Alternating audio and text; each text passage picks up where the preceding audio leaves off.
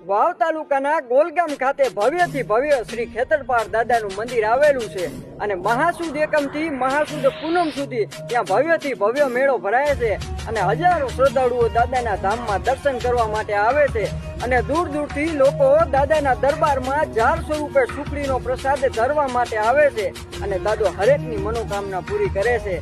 જેને જેને ગોલગામના પાદરમાં આવીને ભરોહો મૂક્યો છે, વિશ્વાસ મૂક્યો છે ને સાહેબ, એના દુઃખના ભૂકા કરીને ભાંગી નાખ્યા છે। ઈ દાદો ખેતરપાળ બેઠા છે। કહેવાય છે ને કે હૈયાના ભાવથી જો કરો આટલો અને ઢીંગલો પણ ચીખડા તણો ધૂણી ઉઠે। સાહેબ, તમે સાચા ભાવથી દાદાના ધામમાં માથું ટેકાવો અને તમારા દુઃખનો ભૂકો કરીને ભાંગી નાખે। ઈ દાદો ખેતરપાળ બેઠા છે।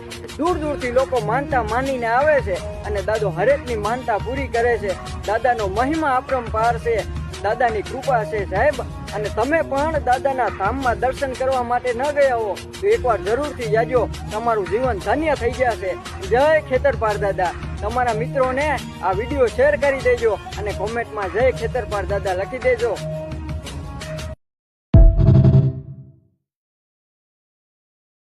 વાવ તાલુકાના ગોલગામ ખાતે ભવ્યથી ભવ્ય શ્રી ખેતરપાળ દાદાનું મંદિર આવેલું છે અને મહાસુદ એકમથી મહાસુદ પૂનમ સુધી ત્યાં ભવ્યથી ભવ્ય મેળો ભરાય છે અને હજારો શ્રદ્ધાળુઓ દાદાના ધામમાં દર્શન કરવા માટે આવે છે અને દૂર દૂરથી લોકો દાદાના દરબારમાં ઝાર સ્વરૂપે સુખડીનો પ્રસાદ ધરવા માટે આવે છે અને દાદો હરેકની મનોકામના પૂરી કરે છે।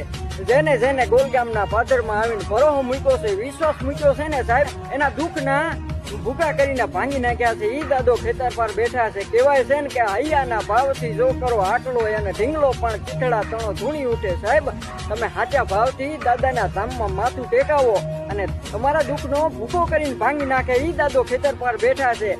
દૂર દૂરથી લોકો માનતા માનીને આવે છે અને દાદો હરેકની માનતા પૂરી કરે છે। દાદાનો મહિમા અપરંપાર છે, દાદાની કૃપા છે સાહેબ। અને તમે પણ દાદાના ધામમાં દર્શન કરવા માટે ન ગયા હો તો એકવાર જરૂરથી જાજો, તમારું જીવન ધન્ય થઈ જશે। જય ખેતરપાળ દાદા। તમારા મિત્રોને આ વિડીયો શેર કરી દેજો અને કોમેન્ટમાં જય ખેતરપાળ દાદા લખી દેજો।